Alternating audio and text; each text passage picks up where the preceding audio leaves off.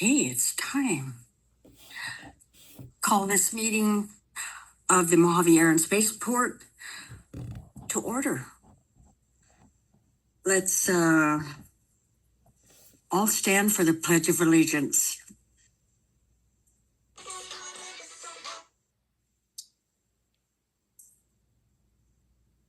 Ready?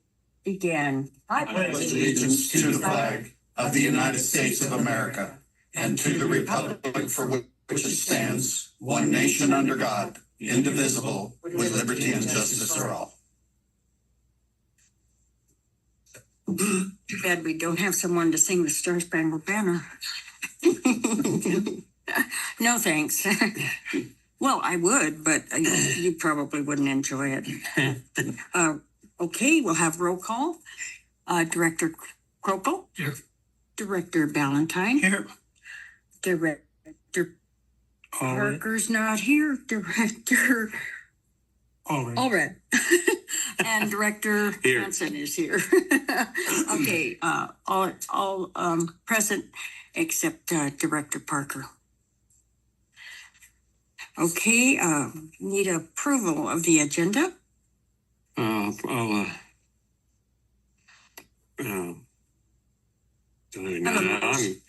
stuck. Have a I motion to approve the budget. Motion to approve. Okay. Motion to approve. I knew it was in there Motion by somewhere. Director Allred, second by Director Ballantyne. All in favor? Aye. Aye. Aye. Okay, are there any community announcements not on the agenda? We actually have several. So in your packet, there is the update on the 2026 Far Out event, which was their third annual awesome. one that they had here. It ended at the end of June, or beginning of June, sorry. Uh-huh. And we had 3 different countries. Wow. Mexico, Poland, and the US. Great. And one thing about the Poland is that we actually had all 4 teams from Poland that had rocket clubs. So Wonderful. every rocket club in the country was here for the event. There are some pictures there. Yeah, very neat. And they all had a great time. Looking forward to coming back again next year and hopefully having few more countries as well. Excellent. Next is we are coming up on our deadline for the community backpack drive, which ends on July 10th. We are one of the drop-off points as well as Cap Cave. So these are supplies for the local students that if anybody wants to participate with that. And then we are still going strong with our Mojave gun raffle for the Chips for Kids. So I still have tickets at my desk for that, as well as CHP giving away, or several of their volunteers have tickets as well. Okay. And that drawing's in September. That drawing is in September. And also with that one, if your name gets drawn for a gun that you do not want, you can go to Carl's Hardware and pick one for that value that you would like. So that's also a good thing. And not in the packet is that I do have the Pampered Chef fundraiser for the Christmas event going on right now. So I did provide you flyers with that. Okay. So it is a separate one than the guns. So there's a link that you can go to, and the orders, anything that you order is private and it will be shipped directly to you. So we're starting our Christmas in July now. Okay. And we do have a couple of large hangars that are open for lease right now. I've gone through everybody on our wait list. So now we are opening up to the public to see if anybody wants a large general aviation hangar. And we've got 2, 940 and 948. And Are they large enough for the Aero Club? He's with Connie today. I know. Funny. I saw her. Well, these are general aviation hangars, so they're not equipped with Yeah. restrooms or anything like that for Okay. like business. But for an individual private hangar, yeah. You know, we used to always have a long waiting list. Oh, We yeah. have hangars. We have. Does that say something about general aviation? It's just slowing down? Well, these are two large ones. Currently, we have 8 people on our wait list that are looking for anything from a T hanger to like maybe a $400 range instead of a, Something for one airplane. yeah, one airplane. Yeah.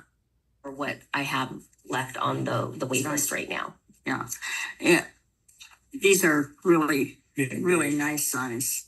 Yes. 1,725. Okay. Okay. And that's it for the community announcements. Okay. Well, thank you. Thank you so much. I love the different countries coming for the rockets. That's really cool.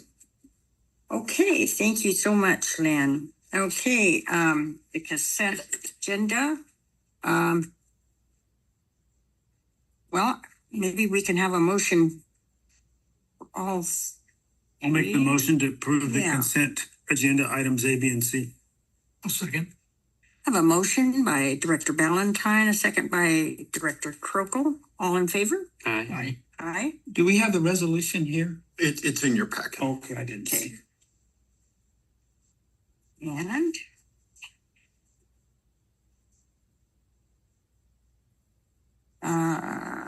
number 4 is action items. Okay. So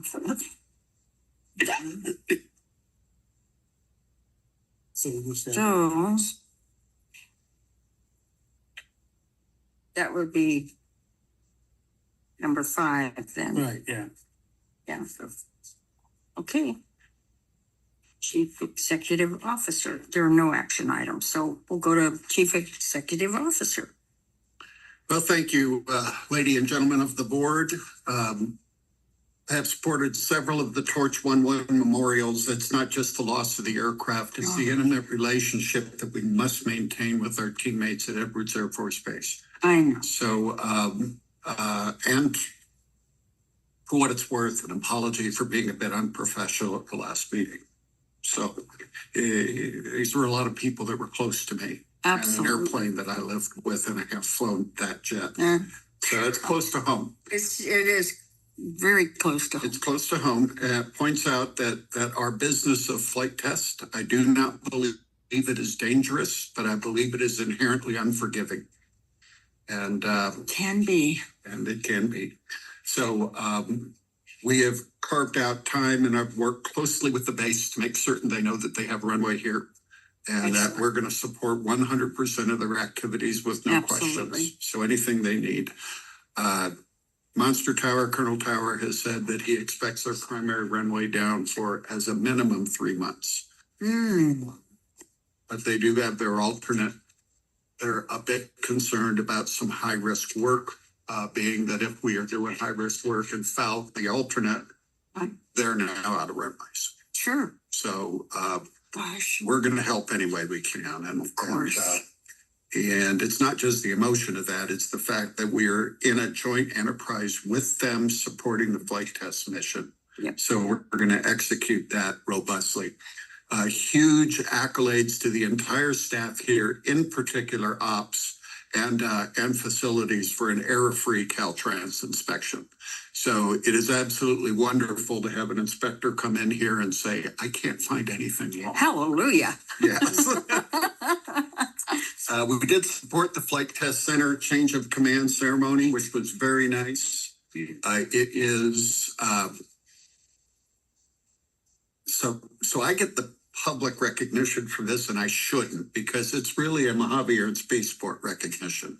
So protocol on base considers Mojave Air and Spaceport as a distinguished visitor when we come out.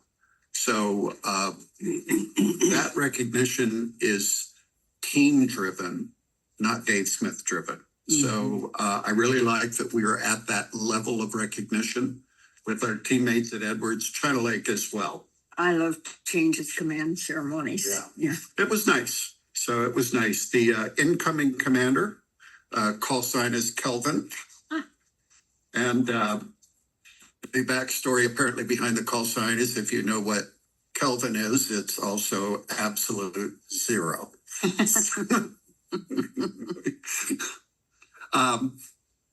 GKN Aerospace solicitation, frankly, was benign at best. What I did was they're the people that had the major environmental issue down in Orange County. Right.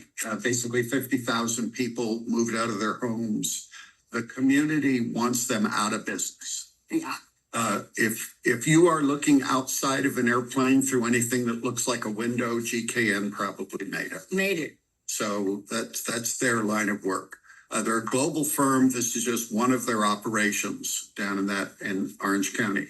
So the intent was to say, hey, if the fact is that the community wants them out, and they do, we have an alternative location for you at Mojave. And being that they would be non-flight line, that's a remarkably attractive rate of 2.5 cents a square foot for them. So unfortunately, didn't walk away with any kind of a deal or any express interest. They're pretty clear that they want to ride this force where they are right now in Garden Grove. Really? And that they're hoping to stay there. So, but nonetheless, for effort, we at least made the offer.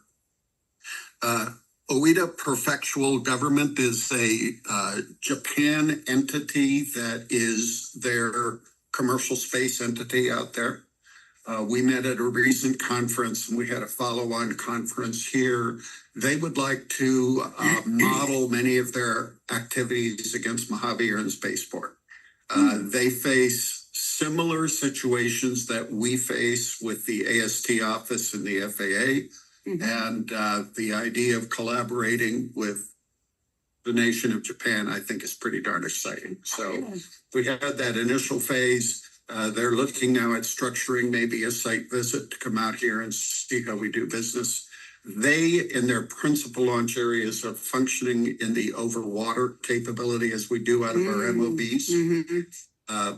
But it's very clear, and we recently received word from the Department of War that Department of War is making a national imperative that we do overland launch. They recognize that we have got to become more diverse with our mission, and we can't rely upon coastal sites forever. So potential future work there, and Ariel is leading the charge on the 450 process with the mission partner here at Mojave at Spaceport. California Space Cluster, hoping to build more initiative here. There is a desire to try to, but it's not driven by the state of California. It's being driven by commercial enterprises. A drive towards going back to sort of a California Space Alliance, where statewide we can speak with a cohesive voice, whether it be for legislation, for Go Biz grants, monies, things like that. So it's in its early phase. I'm a strong proponent of it, and I think we're going to get some traction. It makes sense. It does. I mean, Paso Robles is looking at going into the launch business. So, so there are entrants out there, and I believe there's very little competition. There's great room for collaboration, similar with the other spaceports across the United States. There's plenty of work to go around. Sure. We need to collaborate, not compete, and we are. That's why we do things like the Global Spaceport Alliance. So, subject to your questions, that's my update for this meeting. Paso Robles is close to Vandenberg, isn't it? Very close. Yeah. There's a nice Corsair over there.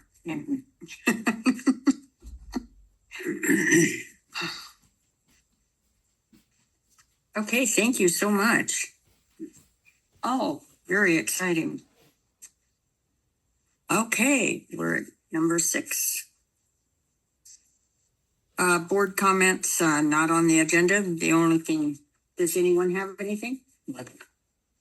The only thing I have is Plain Crazy is coming up on the 18th of July. And I have Bob Waldmiller from Scaled Composites He's going to talk about Proteus. And he and Mike Melville set an altitude record in the year 2000, only 26 years ago. But he's going to talk about that. It took me 2 months to get an okay from Scale to have him make a presentation on Proteus. But I'm really excited about that. And a couple of times during Plane Crazy, Proteus has been doing little sorties and taxis by, and people just go, "What is that?" Oh, that's Proteus. You know what that altitude is? It was 67,000. I remember Mike once, they'd gone to the Paris Air Show. I think it was him and maybe Pete. And coming back, he says it was very interesting. He says as we're flying back, and it was about 60,000. Yeah. He says there's the airlines way down there below us. Yeah. Yeah. Wow. Yeah. That was pretty exciting. Pretty exciting. I remember when the airplane was first built, I went into Burns Pharmacy and Dave Hines says, "Have you seen Bert's new airplane?" But now we just say, "Oh yeah, that's Proteus." But only at Mojave Airport do you have those comments. Yeah. And it's really exciting. So I'm sure we'll have a full house. And I'm sorry you won't be here. I'm sorry I won't too. I sure very much enjoy coming to. I'm Plane sure Crazy. you've heard the story. Are there any other board comments? Hearing none. Okay. I guess, we go into closed session. So at this time, we're going to go. Recording stopped.